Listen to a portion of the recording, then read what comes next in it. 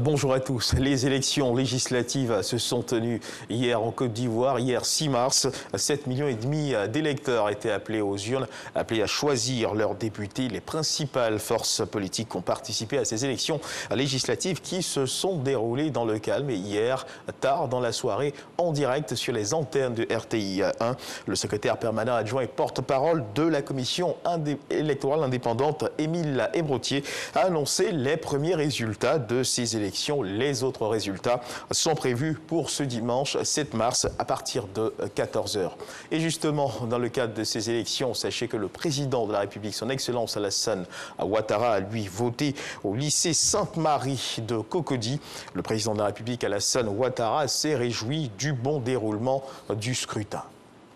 À Treichville, on a également voté dans la paix et dans le calme. Ce qu'il faut également retenir, c'est qu'après la fermeture des 142 bureaux de vote à 18 h, les agents de la commission électorale indépendante et les représentants des partis politiques ont procédé au dépouillement des urnes. Cette opération s'est déroulée sans heurts au collège Moderne Autoroute sous l'œil vigilant des agents de sécurité. Pour l'heure, aucun résultat n'a été donc communiqué et il faut donc attendre à 14 h pour justement suivre l'évolution, nous le disions un peu plus tôt dans la soirée d'hier. Les premiers résultats sont tombés, les autres résultats viendront donc à partir de 14 h. La CNDH, se rassure donc de ces élections et confirme que le scrutin s'est déroulé dans de bonnes conditions. Cette journée électorale, oui, nous le disions, déroulée dans de très bonnes conditions. Le point de vue donc émis par les observateurs du secrétariat d'État chargé des droits de l'homme. Nous reviendrons justement sur ces précisions. Mais en attendant, sachez que nous recevrons dans le cadre du Dimanche Magazine de ce 13 h Salimata Porquet, 3e vice-président de la CEI, avec laquelle nous parlerons du déroulement du scrutin qui s'est tenu hier 6 mars. Nous terminerons bien sûr cette actualité avec un élément qui nous renseignera sur justement cette journée électorale. Mais avant, sachez qu'au Niger, dans l'actualité internationale, 13 personnes ont été arrêtées par la police nigérienne, 11 Nigériens et 2 ressortissants algériens. La valeur de la cargaison saisie est estimée à 20 milliards de francs CFA. Cette drogue d'origine, selon plusieurs prospections, viendrait du Liban, qui a d'abord transité par le port de Lomé au Togo. Et toujours dans l'actualité internationale, en Équateur, le ministre de l'Intérieur, le général en retraite Patricio Pazmiño, a démissionné. Il faisait l'objet de critiques après la mort de 80 prisonniers massacrés lors de récentes mutineries entre bandes rivales dans 4 prisons du pays.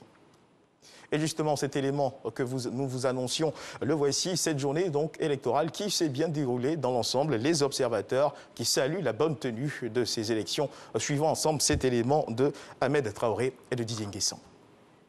Une mission d'observation électorale conjointe du secrétariat d'État chargé des droits de l'homme et de la société civile est sur le terrain pour superviser les élections législatives. Composée de 30 observateurs, cette mission a été déployée dans les quartiers d'Abidjan et de certaines villes du pays. Les observateurs se disent satisfaits de la tenue du scrutin.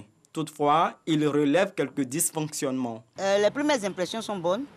Il y a affluence et tous les bureaux de vote ont ouvert en général à temps.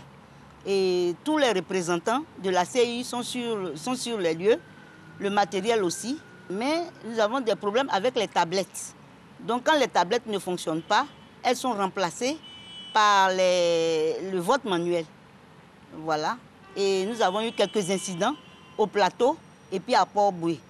Mais les forces de l'ordre sont arrivées et tout est rentré dans l'ordre. Une démarche bien appréciée par le ministère de la Réconciliation nationale. Nous avons bien voulu nous associer à cette initiative parce que le ministère de la Réconciliation nationale suit avec intérêt tout ce qui touche au vivre ensemble et à l'unité nationale. Le ministre de la Réconciliation nationale n'a pas cessé avant ces élections d'appeler les candidats à la retenue et au bon ton. Il va de soi que nous suivons avec intérêt le déroulement de ces élections. L'observation de cette mission porte sur le respect des normes et obligations internationales en matière d'élections démocratiques telles que définies dans la Charte africaine de la démocratie, des élections et de la gouvernance. Un reportage d'Ahmed Traoré et Didier Nguessan. C'est la fin de ce flash d'information. Je vous donne rendez-vous à 13 h pour le Dimanche Magazine.